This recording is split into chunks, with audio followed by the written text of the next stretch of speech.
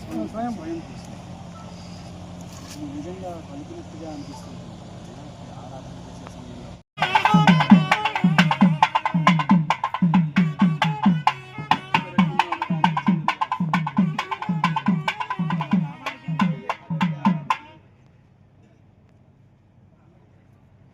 మా పూర్తి దేవాలయానికి చైర్మన్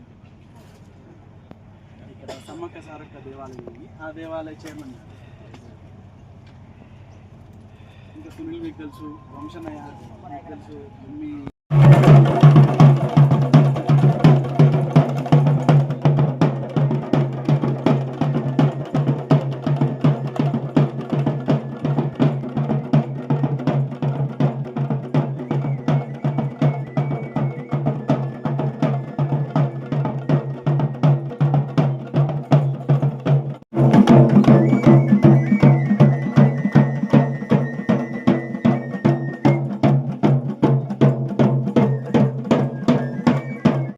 దేవస్థానంలో ఇలా చల్లుతూ ఉంటారు ఎక్కువగా.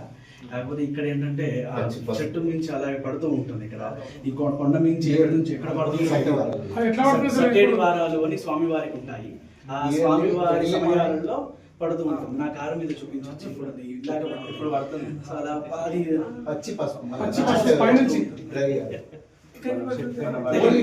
నేను ఇలా గమనించడం జరిగింది. ఏదన్నా ఈ మందార పువ్వులు కనుక ముందు ఉంటుంది కదా, అలాంటివి ఏమైనా పడుతున్నాయేమో అని కూడా గమనించడం జరిగింది. కానీ అలా ఏం లేదు. కానీ ఎలా పడుతుందో ఎక్కడి నుంచి పడుతుందో అసలు ఆనవారే కనపడదు. అలా పడుతూ ఉంటుంది. చాలా అది కావాలని చూసినా కనపడదు. చాలా చొక్కా వేసుకొని వస్తే ఆ చొక్కా అంతా బండి పెడతాం, అక్కడ బండి మీద పడతాయి.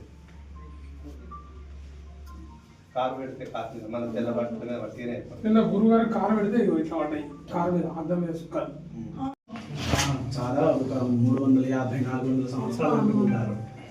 ఇక్కడ పూర్వంలో చాలా పెద్ద జాతర కార్యక్రమాలు జరిగేవి అని అంటూ ఉంటారు కూడా.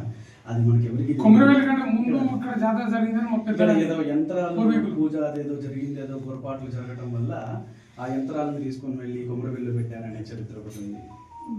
అప్పటి నుంచి కొమరవెల్లి దేవస్థానం అని ఎక్కువ ముందు ఇక్కడ జరిగిన తర్వాత అసలు చరిత్ర ఇక్కడ నుంచి ప్రారంభమైంది. కొమరవెల్లి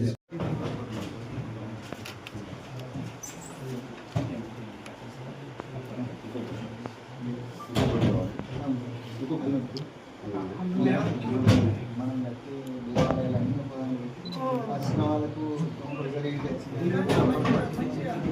ఎందుకంటే మనం మొత్తం ఏవైతే మనం ఎస్టిమేషన్ కొన్ని వచ్చిన వాళ్ళకు మనం ఐడెంటిఫై వాళ్ళ ఇంట్లో ఎప్పటికీ గుర్తుండేటప్పుడు దాన్ని వాళ్ళ దేవుని రూమ్లో పెట్టారు.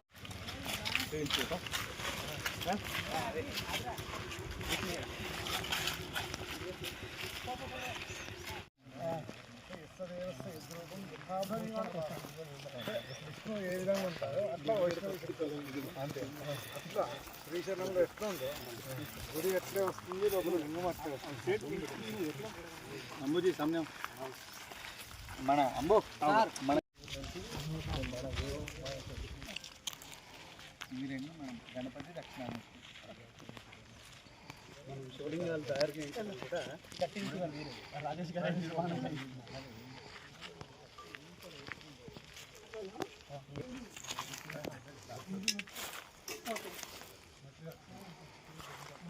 ఇంకా ఆ రోడ్డు పైకి లేస్తుంది. రోడ్డు లేస్తుంది. మనం ప్రదక్షిణ కోసం చేయాలి. ప్లస్ ఈ రోడ్డు హైట్ లేస్తుంది.